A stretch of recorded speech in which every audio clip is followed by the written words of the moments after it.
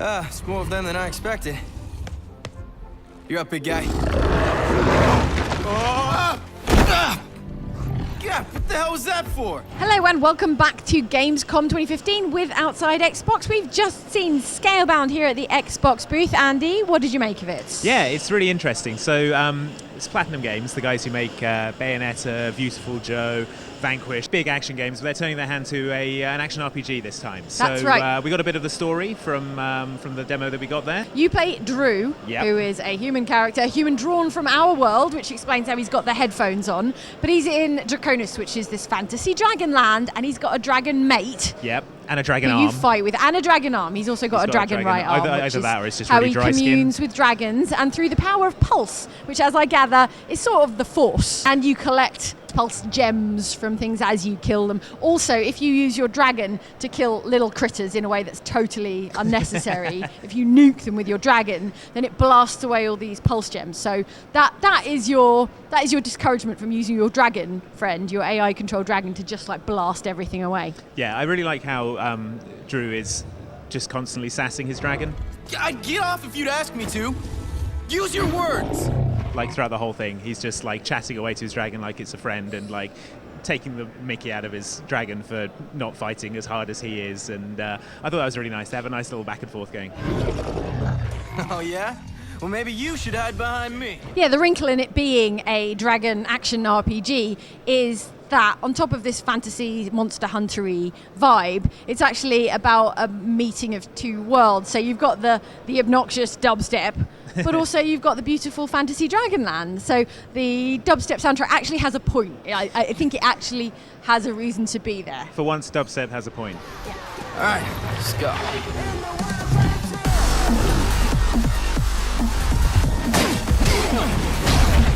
It's an action RPG rather than an action game. I was expecting an action game because it's Platinum again, Games. they're good at that. But in fact, the combat works by you and your AI-controlled dragon companion taking on enemies, sometimes really rather large enemies, together. You sick your dragon on the other guy, and then you kind of hook shot in and just hack away at his shins while the dragon does the hard work. Yeah, so the dragon is like another extension of your armory, basically. You can send him in to do big sort of fire attacks, or he can go in with his claws, and your dragon is upgradable as well, so that's kind of you'll be putting points into the way that you want to fight as well. And it's that kind of combat where numbers come out of people when you hit them, so I don't know if people are expecting a kind of hack and slash thing, but it is that sort of maths-based RPG style combat as well, which I thought was interesting for a Platinum game.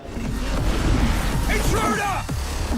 Over there! And you mentioned the customizable dragon. That was presented as one of the RPG elements in this action RPG. The fact that you can customize all the skin and the horn and all the body parts on your dragon, which is going to be fun.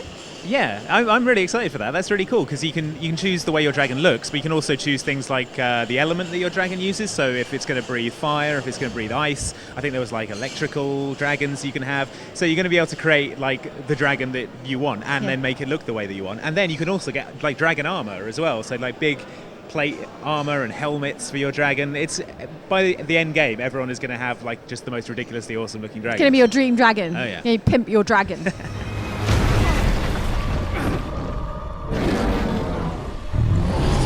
And I say it's also going to be interesting because it's 4-player co-op, which is what they're talking about here at Gamescom 2015. And the 4-player co-op means you and 3 human friends plus all of your companion dragons. And with the customization, all 4 dragons should look really, really different. Yeah, I mean, that's, I think, the only reason that you would want to customize your dragon is to show it off to your friends, right? I mean, that's the only reason I customize anything in anything.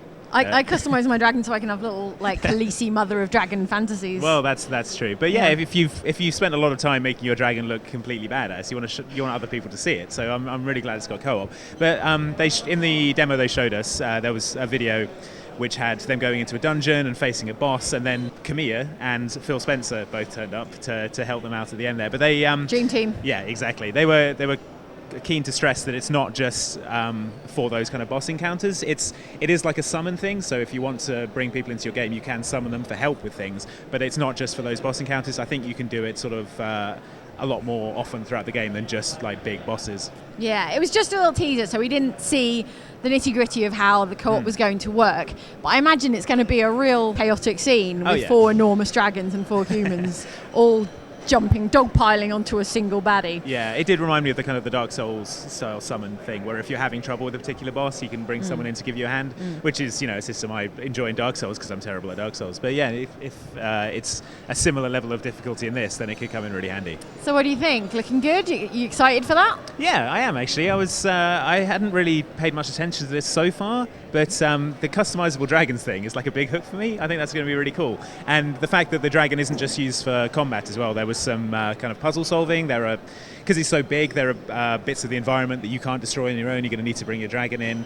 And I like the idea of that. It's like a companion dog in a game like Fallout 4, but it's just a giant fire-breathing dragon. So, Yeah, it's like next level. I liked How to Train Your Dragon. Yeah, exactly. Wreck it!